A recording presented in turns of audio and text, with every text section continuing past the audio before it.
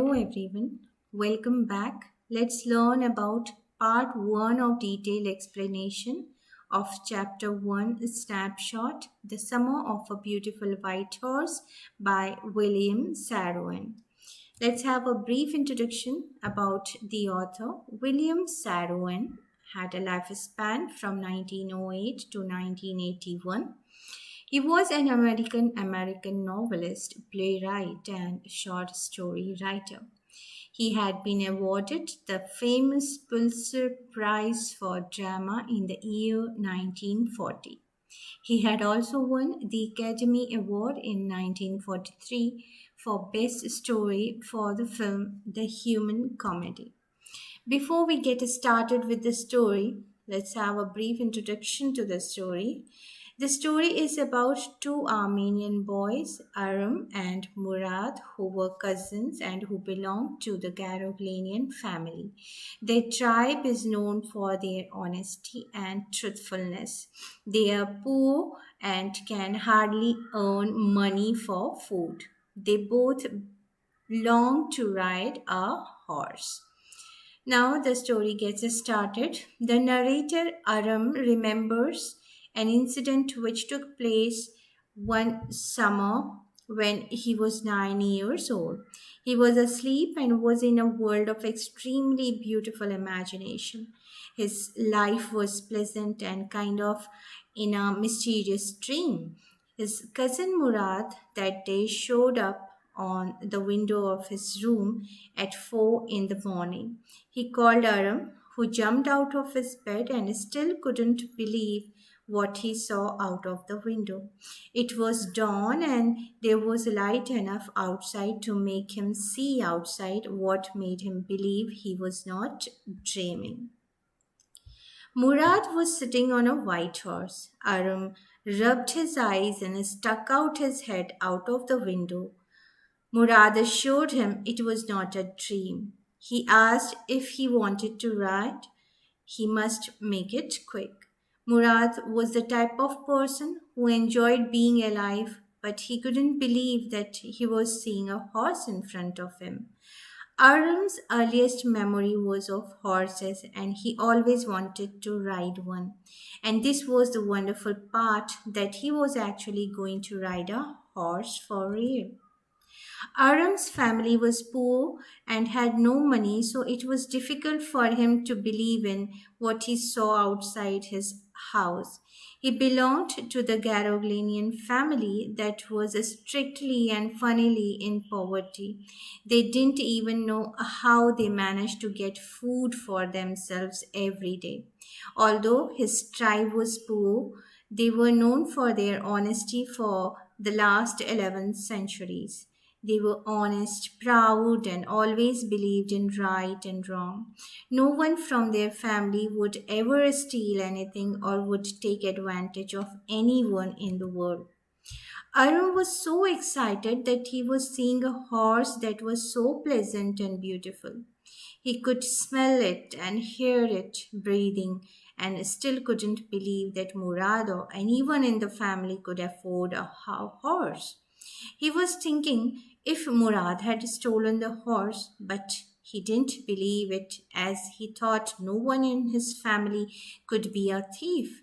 He stared at his cousin and then at the horse, and then he felt that there was a religious and pious motionlessness and wittiness in both Murad and the horse, as one charmed him and the other scared him. He asked Murad if he had stolen the horse. Murad, without responding to this question, replied, if he wants a ride, he must jump out of the window. Aram was now convinced that the horse was stolen by Murad. He came to visit him to ask him to ride it with him. Aram tried to convince himself that it was not the same as stealing money, as they both were so crazy about riding a horse. He thought that it would not be called a stealing until they decide to sell it, which they were not going to do at all. Aram said he will wear some clothes and come outside. He jumped out to his yard from his room's window and sat on the horse behind his cousin. According to the narrator, he lived at the edge of the town on Walnut Avenue, and there were orchards, vineyards, irrigation ditches, and country roads behind his house. They were on Olive Avenue within 3 minutes, and the horse almost started to proceed. The air felt new and lovely to breathe. Aram felt wonderful sitting on the horse which was running. Murad started singing almost very loudly, who was considered one of the craziest members of the family. At this point, we learn through the narrator that there is one crazy person in every family, and Murad was the one natural descendant of a crazy race in their tribe. Before Murad was Uncle Khosrow, who was the one huge man with black hair and largest mustache in the valley. He had an energetic temper and was so impatient, and he was very much irritating too.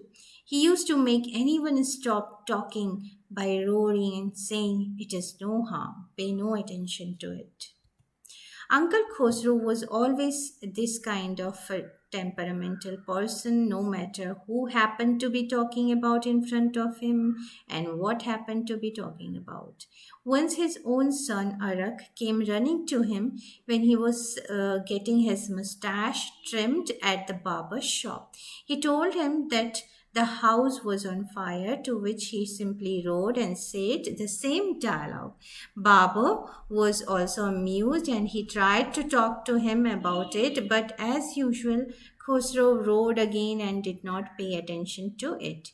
Murad was considered to be a natural descendant of this man, Uncle Khosrow, but he was not his son. Murad's father was Zurab, who was a practical person. At this point, again, the narrator comments that a child could look like his father, but doesn't mean he gets his nature and attitude just the same. There are different kinds of people in their tribes. Some are moody and without any settled work or home. They were still riding now. Again, the narrator starts commenting about the horse riding. They were still riding the horse, and Murad was still singing loudly. They were still in the countryside where, according to their neighbors, they belonged to. Then Murad asked him to get down as he wanted to ride alone. Aram asked if he could ride the horse alone. He said it is up to the horse if he wants to ride you along, and asked him to get Murad down again. Aram tried to convince him that the horse would let him ride, to which Murad said that we shall see, and told Aram that he had a way with a horse. Aram told him that he had it too. Murad told him to get down and said it is for his own safety. Let's hope so. Aram got down while telling him that he will ride the horse alone. Murad then kicked his heels in the horse and shouted, "Run," to him. The horse almost stood on its hind legs, breathed out, and ran into a speed. Murad raced the horse across a field of dry grass and irrigation ditches, and then he arrived 5 minutes later, almost wet.